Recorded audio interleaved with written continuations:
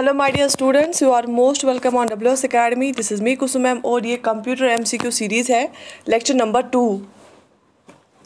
इससे पहले lecture number 1 जो हमने किया, मैंने इसका प्लेलिस्ट बना के रखा है WS Academy की यूट्यूब चैनल पे कंप्यूटर MCQs के नाम से। जिन्होंने लेक्चर नंबर 1 नहीं देखा वो जाके प्लेलिस्ट में लेक्चर नंबर 1 चेक कर सकते हैं।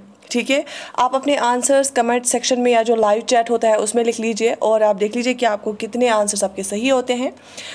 एक ज़रूरी बात ये है कि क्वेश्चन नंबर 17 का मैंने कल इंटेंशनली गलती हुई थी। ऑप्शन जो है मैंने उसका ए बोला था, शायद उसका ऑप्शन डी है, मैंने पिन करके रखा है लेक्चर 1 में, पहला ही कमेंट है वहाँ पे, उसका सही आंसर मैंने दे दिया है। ठीक है, वो कम्पैक्ट रीड ओनली मेमोरी वाला। ठीक है, तो चलिए स्टार्ट करते हैं आज का जो है MCQ सीरीज़। ठीक है, अच्छा, पहला क्वेश्चन जो है MSI स्टैंड्स फॉर, MSI की फुल फॉर्म जो है वो क्या है कंप्यूटर्स में। ठीक है, वैसे MSI कंप्यूटर्स बहुत, लैपटॉप्स बहुत चलते हैं। तो MSI स्टैंड्स फॉर ऑप्शंस और medium scale integrated circuits, medium system integrated circuits, medium scale intelligent circuits, medium system intelligent circuits. Choose the correct option. In 4 options में से आप सही आंसर क्या है वो लिख लीजिए। And the right answer is, very good, शाबाश, मीडियम स्केल इंटीग्रेटेड सर्किट्स। जो सर्किटरी होती है ना, मीडियम स्केल इंटीग्रेटेड जो है सर्किटरी होती है, तो MSSI हम इसको बोलते हैं। जो स्मॉल स्केल होती हैं इंटीग्रेटेड सर्किट्स को SSI बोलते हैं, तो मीडियम स्केल को हम MSI बोलते हैं। ठीक है, so option is A is the correct option. Very good, let's move to another question. Question number 22, क्योंकि कल मैंने आपको 20 क्वेश्चंस कराए और उससे आगे आज। The capacity of 3.5 inch floppy disk is, जो 3.5 इंच फ्लॉपी डिस्क होती है उसकी कैपेसिटी कितनी होती है। बेसिकली ये क्वेश्चन क्यों दिया गया है 3.5 इंच फ्लॉपी डिस्क का, बेसिकली जब हम पहले फ्लॉपीज इस्तेमाल करते थे, ये एक स्टैंडर्ड फ्लॉपी हुआ करती थी जिसको हम यूज़ करते थे, 3.5 इंच फ्लॉपी। तो इसकी जो ये है कैपेसिटी है, इसकी कितनी कैपेसिटी होती है, तभी ये क्वेश्चन कभी बहुत बार आया भी है। ठीक है, तो ऑप्शंस आर 1.40 MB, 1.44 GB, ठीक है, 1.40 GB and 1.44 MB। Choose the correct option among the 4 options given here and write down it in comment section or live chat, and right answer is, so the capacity of 3.5 inch floppy disk is, very good, it is option D, 1.44 MB. Its capacity is 1.44 MB. ठीक है, okay, let's move to another question. WAN, WAN stands for, जो WAN है ये it's a type of network. आप सब लोगों ने पढ़ा होगा, मैंने भी पढ़ाया है प्रीवियस बैच में। अभी भी जो हमारा बैच चल रहा है WS Academy की जो ऐप पे चल रहा है, उसमें भी कंप्यूटर्स हम बेसिक से करा रहे हैं। अगर किसी को ज्वाइन करना है वो जाके VLW कोर्स में ज्वाइन कर सकते हैं। तो WAN stands for, options are web area network, wide area network, wide array net, wireless area network. So choose the correct option and write it in the comment section. Yes, WAN stands for, very good, it is option B, wide area network. It's a type of network, LAN, MAN, WAN. ठीक है, so wide area network.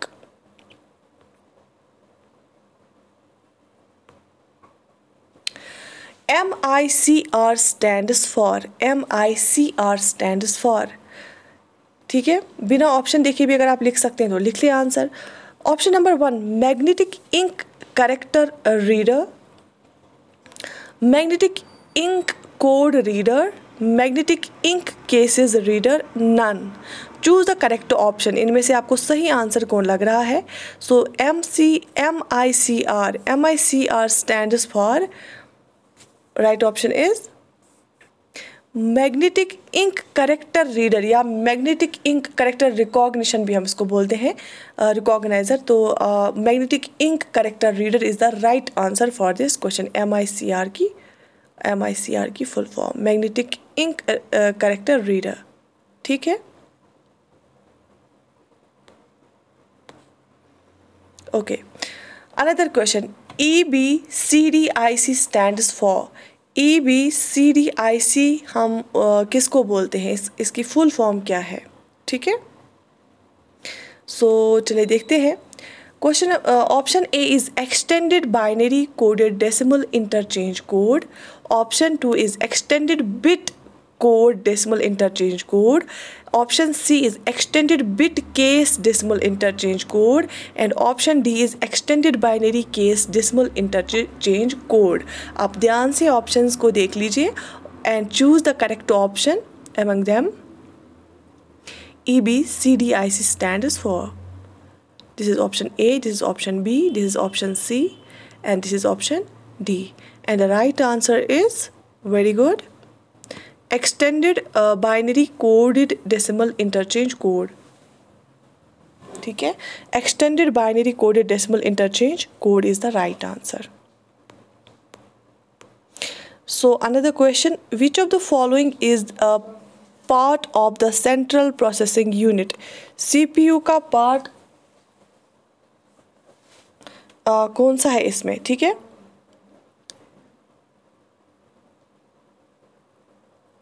Which of the following is a part of the central processing unit? Option is printer, keyboard, mouse, arithmetic and logic unit. Choose the correct option. CPU का part कौन सा है इसमें से, बहुत ही easy सवाल है। थोड़ा सा हम मॉडरेट लेवल की, मॉडरेट नहीं अभी बेसिक ही चल रहा है, लेकिन थोड़ा टफर क्वेश्चंस आ रहे हैं। ये तो इजी है बहुत ज़्यादा क्वेश्चन, तो यस इसका आंसर है arithmetic and logic unit,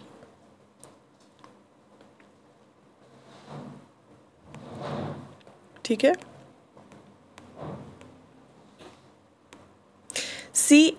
CAD stands for, CAD की फुल फॉर्म क्या है कंप्यूटर्स में।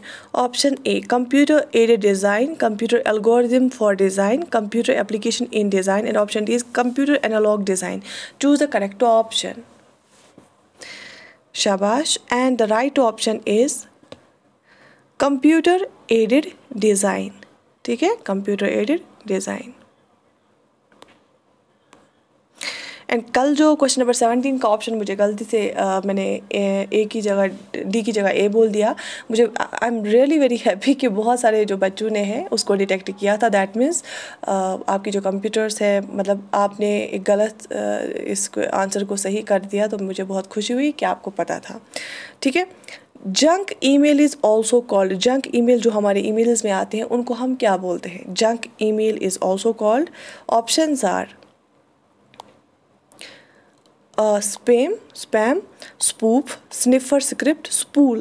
Choose the correct option.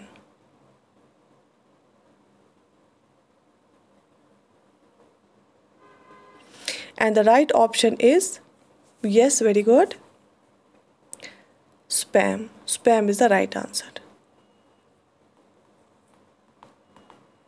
Spam is the right answer.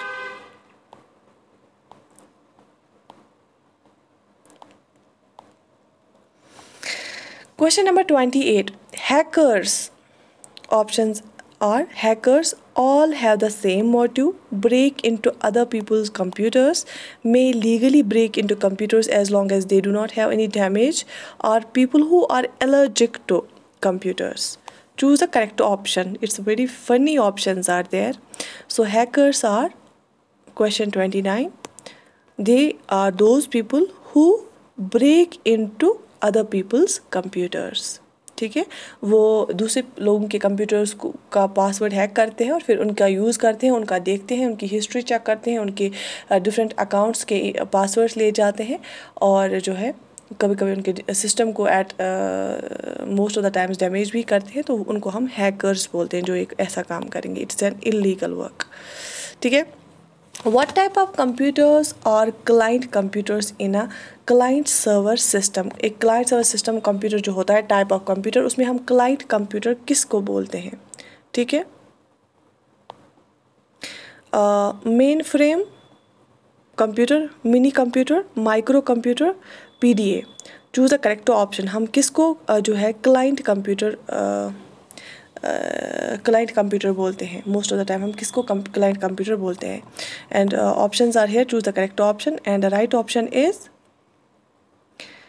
Option is micro computer, ठीक है। Micro computer is the right option. A computer cannot boot if it does not have the, एक computer जब हम boot कराते हैं ना, reboot करा booting कराते हैं, वो बूट नहीं कर सकता है जब तक उसके पास क्या नहीं होगा. Options are compiler, loader, operating system, assembler. Choose the correct option and the right option is very nice, very good. The right option is operating system. Operating system होना चाहिए उसके पास, अदरवाइज बूट नहीं होगा, क्योंकि सारी इंस्ट्रक्शन, सारे programmes उसी में ही होते हैं, उसी सॉफ्टवेयर में होते हैं. ऑपरेटिंग सिस्टम एक सॉफ्टवेयर होता है जो बैकबोन होता है इस कंप्यूटर का. ठीक है. So question number 32. The amount of vertical space between lines of text in a document is called. जो एक डॉक्यूमेंट होता है ना वर्ड में, उसमें जो लाइन्स होती है ना टेक्स्ट की, उसमें जो स्पेसिंग होती है उसको हम क्या बोलते हैं. Options are double space, line spacing, single space, vertical spacing. जो वर्टिकल स्पेस होती है बिटवीन द जो lines of a text in a document, उसको हम क्या बोलते हैं. And the right answer is, शाबाश, उसको हम बोलते हैं लाइन स्पेसिंग. ठीक है, उसको हम लाइन स्पेसिंग बोलते हैं. Example of non numeric data is. Non numeric data का एग्जाम्पल क्या है. अच्छा, options are employee address, examination score, bank balance, all of these. देखो नॉन न्यूमरिक होता है 1 2 3 के बगैर. ठीक है, तो बैंक बैलेंस जो होती है वो तो नंबर्स न्यूमरिक में ही होता है, सबको पता है. एग्जामिनेशन स्कोर भी हमारा नंबर्स में ही होता है, न्यूमरिक में ही होता है. तो इसके बाद हम तीसरा देखेंगे एम्प्लॉई एड्रेस जो होगा, ओबियसली उसमें जो ज़रूरी नहीं है कि न्यूमरिक होगा, उसमें एड्रेस में नाम पता लिख के होता है एम्प्लॉई का, तो ओबियसली वो क्या होगा, वो अल्फ़ाबेटिकल होगा, तो उसमें नॉन न्यूमरिक डेटा होगा. तो आंसर क्या है, ऑल ऑफ द अबव नहीं हो सकता है, क्योंकि इन दो में न्यूमरिक्स होता है, एग्जामिनेशन स्कोर और बैंक बैलेंस में. लेकिन जो एम्प्लॉई एड्रेस होता है उसमें जो है अल्फ़ाबेटिकल जो है होते हैं कैरेक्टर्स, तो उसमें क्या होता है, उसमें नॉन न्यूमरिक डेटा होता है. तो option A is the correct option. Question number 33 जो है उसका सही आंसर ए है. What is embedded system? 34. What is embedded system? एक embedded system हम किसको बोलेंगे.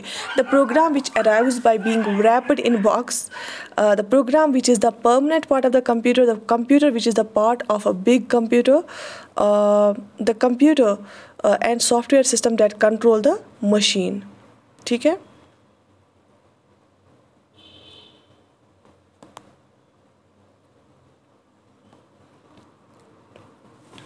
ठीक है, तो एक एम्बेडेड सिस्टम आप किसको बोलोगे. यहाँ से आप क्वेश्चंस देखो, ऑप्शंस आप देखो.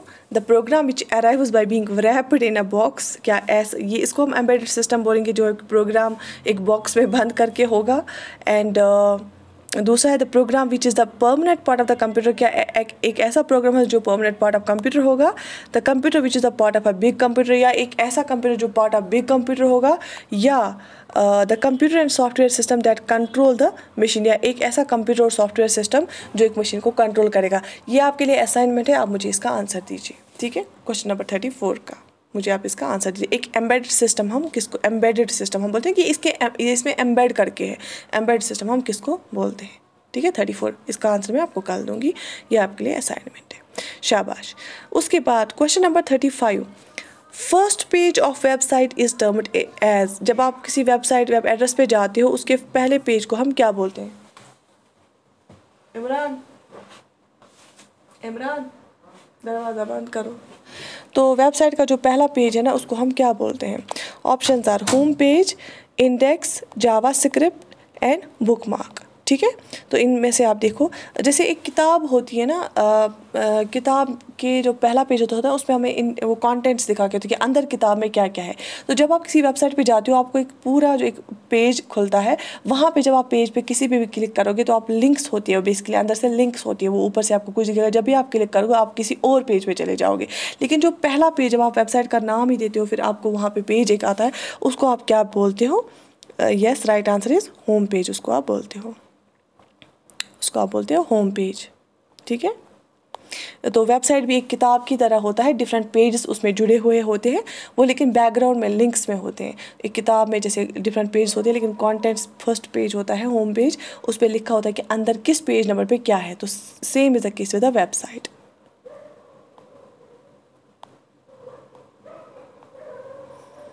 Dash is the appearance of typed characters.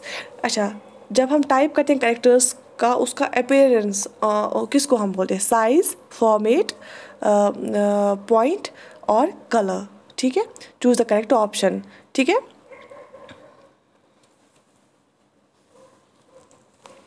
तो जब हम करेक्टर्स को टाइप करते हैं ना कीबोर्ड से और फिर वो हमारे मॉनिटर पे आते हैं, किसी डॉक्यूमेंट में हम लिखते हैं, उसकी अपीयरेंस को हम क्या बोलते हैं? क्या साइज़ बोलते हैं? साइज़ होगा हम कितना बड़ा लिखेंगे उनको या कितना छोटा लिखेंगे? क्या फॉर्मेट बोलते हैं? क्या पॉइंट बोलते हैं? या क्या कलर बोलते हैं? देखो ये सब चीज़ें तो उसमें आती है, लेकिन अपीयरेंस उसकी कैसी होगी, ए कैसे लिखा होगा, बी कैसे होगा, उसकी वो शेप्स जो होती है ना, उसको बोलते हैं हम फॉर्मेट। हमें कौन सा फॉर्मेट रखना है, ठीक है। तो format is the right answer.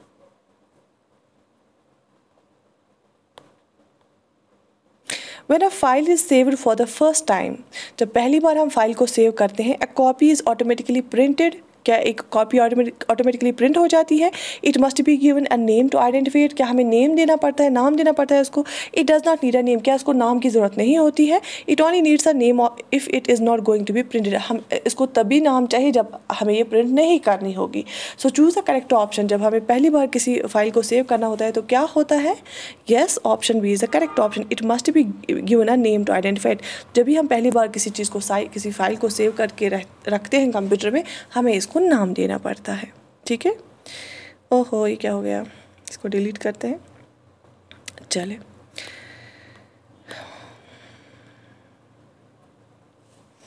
तो किसी बच्चे ने बोला था कल मैम आपका इसका स्क्रीन कम आ रहा है, कुछ ऐसा वैसा कुछ नेगेटिव कमेंट लिखा था। तो उसके लिए ये है कि मैं फ़ोन यूज़ करती हूँ और फ़ोन से ये सारा काम करती हूँ, तो माफ़ी चाहती हूँ उसके लिए। इंशाल्लाह मैं जल्दी ही बड़ी स्क्रीन लेके आ जाऊँगी।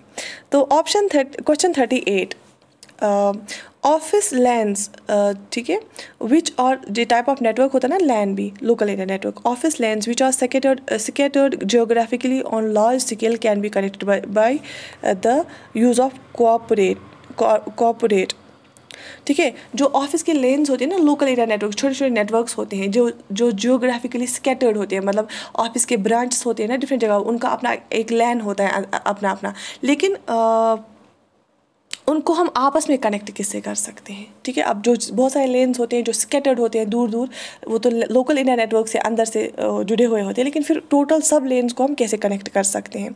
कैन से कर सकते हैं, लैन से ही क्या कर सकते हैं, डैन से कर सकते हैं या वैन से कर सकते हैं? तो किस वाले नेटवर्क से हम इनको कनेक्ट कर सकते हैं? जो ऑफिस के छोटे छोटे लेन्स होते हैं, फिर जब उनको हमें जो जियोग्राफिकली स्कैटर्ड होते हैं, जो बहुत दूर दूर होते हैं, उनको हम जब ज्वाइन करना होता है, कनेक्ट करना होता है, तो हम किसका इस्तेमाल करते हैं? शाबाश, हम करते हैं वैन का इस्तेमाल। और वैन की फुल फॉर्म हमने क्या देखी है? वाइड एरिया नेटवर्क, ठीक है। बहुत सारे ऐसे बच्चे होंगे यहाँ पे जो सब बोलते रहे होंगे मैम इतना बेसिक करा रही है, लेकिन बहुत सारे बच्चे फ्रेशर्स भी हैं, तो उनके लिए ज़रूरी है बेसिक्स पहले क्लियर करना, तभी मैंने बेसिक से ही बैच में भी स्टार्ट किया है। So question number 39, where are data and program stored when the processor uses them, जब प्रोसेसर यूज़ करता है डेटा को, प्रोग्राम को, ये कहाँ पे स्टोर होता है? मैंने आपको मेमोरी का पढ़ाया है, क्या मेन मेमोरी में स्टोर होता है, सेकेंडरी मेमोरी में स्टोर होता है, डिस्क मेमोरी में स्टोर होता है, या प्रोग्राम मेमोरी में स्टोर होता है? ये कहाँ पे स्टोर होता है? आप सबको पता होगा कहाँ पे स्टोर होता है। जब प्रोसेसर यूज़ करता है डेटा और प्रोग्राम को, और वो चीज़ें कहाँ पे स्टोर होती है? वो मेन मेमोरी में स्टोर होती है, टेम्प्रेरी मेमोरी में, रैम में स्टोर होती है, क्योंकि वो हमें जल्दी चाहिए, क्योंकि वो एग्जीक्यूट हो रहा होता है। तो जो रैम होती है, जो मेन मेमोरी होती है, वो फास्ट होती है, स्मॉल होती है, उसकी कैपेसिटी कम होती है, फास्ट होती है, एक्सपेंसिव होती है, और एक्सेस टाइम भी कम होता है उसका as compare to the secondary memory. लेकिन जब भी हमारा प्रोसेसर यूज़ करता है किसी भी डेटा या प्रोग्राम को, वो मेन मेमोरी में रखा जाता है। Dash dash represents raw facts or whereas dash dash is data made meaningful। तो raw facts हम किसको बोलते हैं और meaningful जो डेटा होता है उसको हम क्या बोलते हैं? Options are information reporting, data information, information bits, records, bytes. तो क्या हम रॉ फैक्ट्स को रिकॉर्ड्स बोलते हैं और इन्फॉर्मेशन को बाइट्स बोलते हैं, या हम रॉ फैक्ट्स को इन्फॉर्मेशन बोलते हैं और इस इन्फॉर्मेशन डेटा को बिट्स बोलते हैं? क्या हम रॉ फैक्ट्स को डेटा बोलते हैं, क्या हम रॉ फैक्ट्स को इन्फॉर्मेशन बोलते हैं? ये लिखा ना यहाँ पे कि रॉ फैक्ट्स को हम क्या बोलते हैं और जो है मीनिंगफुल डेटा को हम क्या बोलते हैं? मैंने आपको बार बार ये बताया है, शाबाश। And the right answer is जो है इसका सही आंसर क्या है? रॉ फैक्ट्स को हम डेटा बोलते हैं और मीनिंगफुल डेटा को हम इंफॉर्मेशन बोलते हैं। जब हम कंप्यूटर को यहाँ से कुछ ऐसे रॉ फैक्ट्स देते हैं उसको हम बोलते हैं कि ये इनपुट एज इनपुट डेटा देते हैं, और फिर जब उसको प्रोसेस करते हैं वो उसको मीनिंगफुल बनाता है तो उसको हम इंफॉर्मेशन बोलते हैं। ठीक है, बात समझ आ गई? ठीक है, चले आगे देखते हैं। What characteristics of read only memory makes it useful? जो रोम होता है ना, रीड ओनली मेमोरी, ठीक है, इसका ऐसा क्या करेक्टरिस्टिक्स है अदर देन दूसरी मेमोरी, मेन मेमोरी की या रैम की, जो इसको यूज़फुल बनाता है? Options are given here. ROM information can be easily updated, क्या उसकी इन्फॉर्मेशन हम इजीली अपडेट कर पाते हैं इसलिए वो यूज़फुल है? Data in ROM is non data in, ये है data in ROM is non volatile, that's it remains there even without electric power. क्या इसलिए यूज़फुल है कि वहाँ यह जो रोम होता है ये नॉन वोलाटाइल होता है, अगर पावर चला भी जाता है वो डेटा वहीं पर रहता है? ROM provides very large amounts of inexpensive data storage, या इसलिए इंपॉर्टेंट है क्योंकि हमें ये सस्ता मिलता है एज़ कम्पेयर टू रैम, और बहुत लार्ज अमाउंट्स ऑफ जो है स्टोरेज के लिए जगह मिलती है वो। ठीक, ROM chips are easily swapped between different brands of computer. ठीक है, जो रोम चिप्स है ये हम डिफरेंट जो ब्रांड ऑफ कंप्यूटर्स होते हैं हम डिफरेंट ब्रांड्स में यूज़ कर सकते हैं। तो क्या ऐसा करेक्टरिस्टिक्स है इसका जिसलिए रोम बहुत ज़्यादा यूज़फुल होता है, read only memory? And yes, आप सबको पता है, वेरी गुड, शाबाश, option B is the right answer.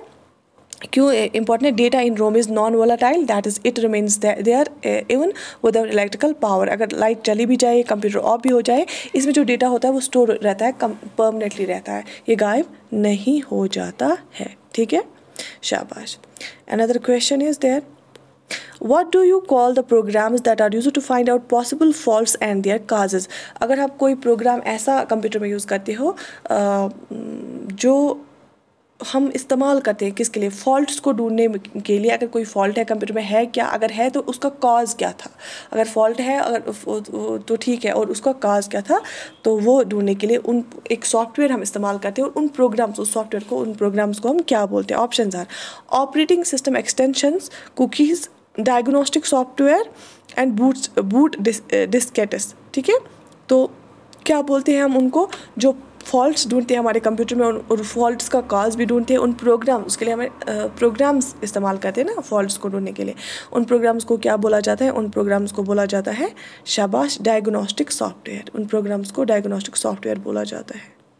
ठीक है, तो मुझे उम्मीद है आपको जो है बेनिफिट मिल रहा होगा इस सीरीज़ से। मैंने डिफरेंट कंपोनेंट्स की, जैसे जो जनरल स्टडीज़ है उसमें मैंने पॉलिटी, मॉडर्न हिस्ट्री, ठीक है, उनके भी जो है MCQs मैं करा रही हूँ।